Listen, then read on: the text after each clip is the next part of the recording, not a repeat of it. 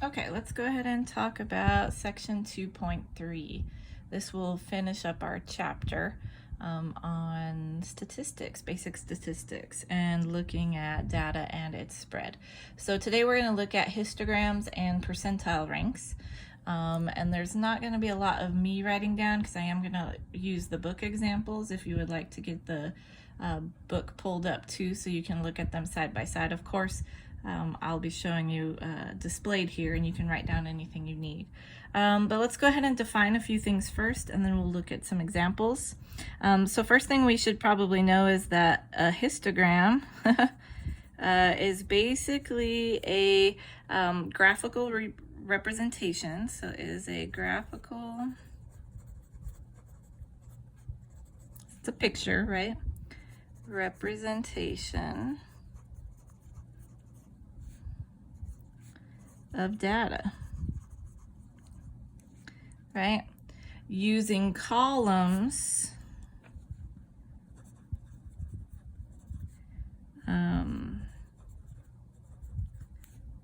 oops, that's not how you spell columns, Miss Stevens. Using columns to basically represent different numbers, right? So using columns in even intervals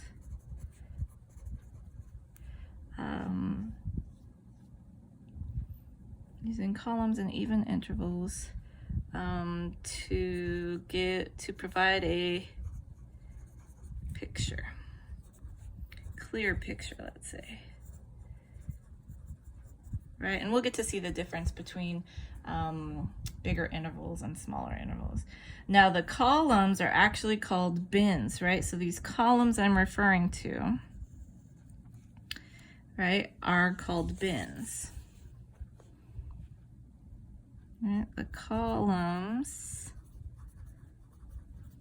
oh my goodness, I did it again. It's a weird word anyways in English, right? English is weird. All right, so the columns are called bins, right? And the interval, and the bin width is the interval used.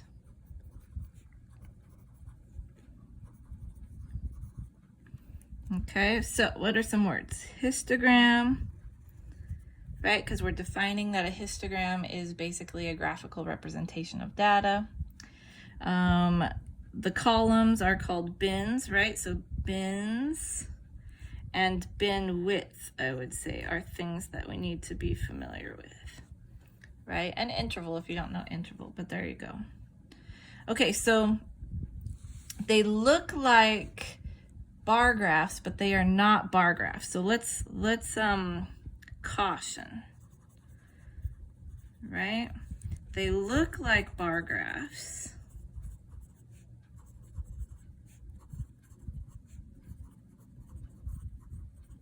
but are not.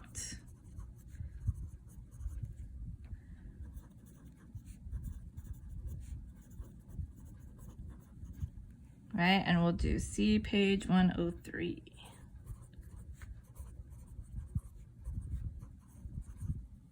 All right, so if you have your book pulled up so you can look at it, but if not, I'm going to show you right here, right? So here are two graphs. This is a bar graph, and this is a histogram. They look very similar. But they're different, right? So this is a bar graph. Oh, it tells me that right there. Well, Ms. Stevens, watch what you're doing. So this is a bar graph, right? And basically it's student eye color. So they're telling us how many students have black eyes, how many students have blue eyes, how many students have brown eyes. So these down here are really categories. Right? They count how many of each type. And then this, of course, is always frequency. Right? So how many, right? That is still true here. Let me write this a little better. Right, so how often, right, how many students are. But notice on this graph, it's not categories. Notice there are numbers down here. 45, 55, 65, 75, 85. These are the columns and this is the interval. So notice here, this is my bin, right? And the bin widths here are what? So 45 to 55, 55 to 65, 65, 75. The bin width is 10.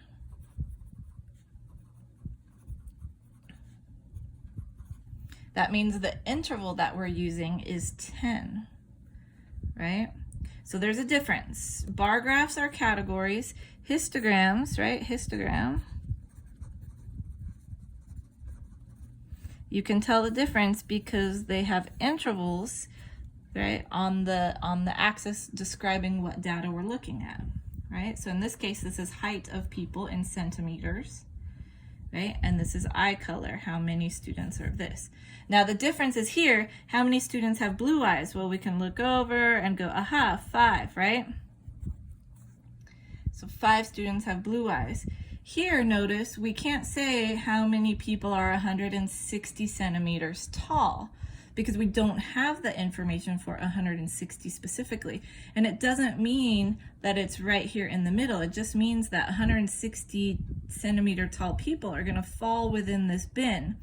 So the difference is we can say that 6 people, right, are between 155 and 165 centimeters tall. That's the difference between a bar graph and a histogram. Here we have to use the interval, right? So we just know that they're between 155 and 165. Okay? Histograms can be used to paint a picture, right? That's their graphical representations. So they can represent the overall data in different ways, right? So histograms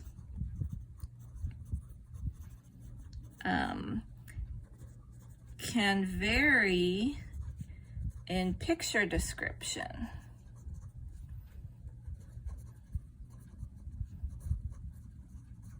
Depending on the size interval used. And we're going to see that here in the next example. So histograms can vary in picture description depending on the size of the intervals.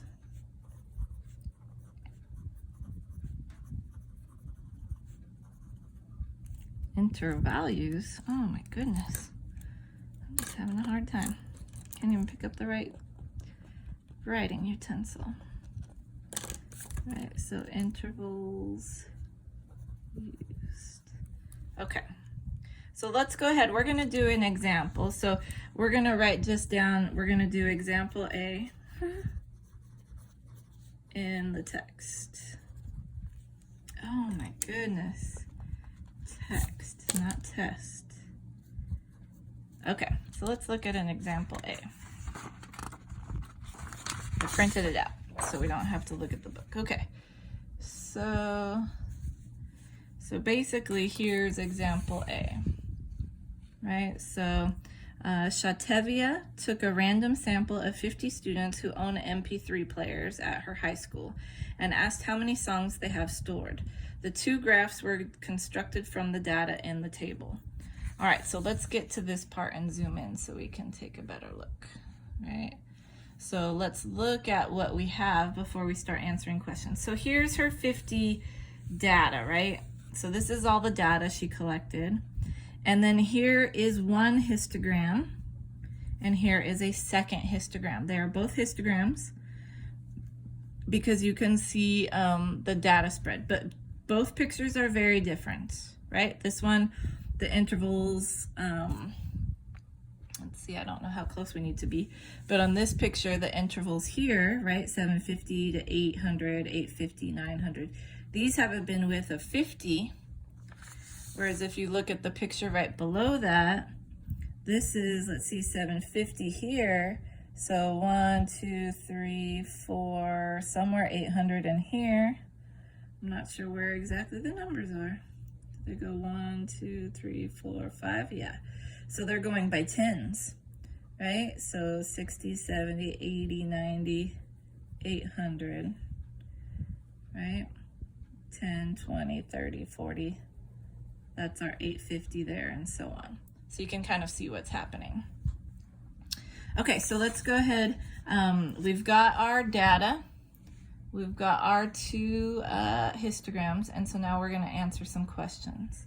So first question is, what is the range of the data? Well, the range can I get from a histogram? Not really. We know, again, that it's between 750 and 1050, but I don't know that this is a minimum value. I just know that my minimum value is going to be in this interval, and my maximum value is going to be in this interval. So we cannot use histograms to get the min and the max, but that's what the data is for, right? So let's look through the data and find the lowest number. Let's see, I got a 700. I got a 794, which is a little smaller. Ooh, I got a 765. That's the smallest, it looks like. So that's my min, and then my max, we've got to have something over 1,000. Did I miss it? There's 1,004. Oh, here's 1,013. I think that's it. So that's our max right there. So if we're finding the range of the data, right, I would say it's the maximum minus the minimum. So 1013 minus 765. So the range of my data is going to be 248 songs. That just means the data collected, right, spreads over 248.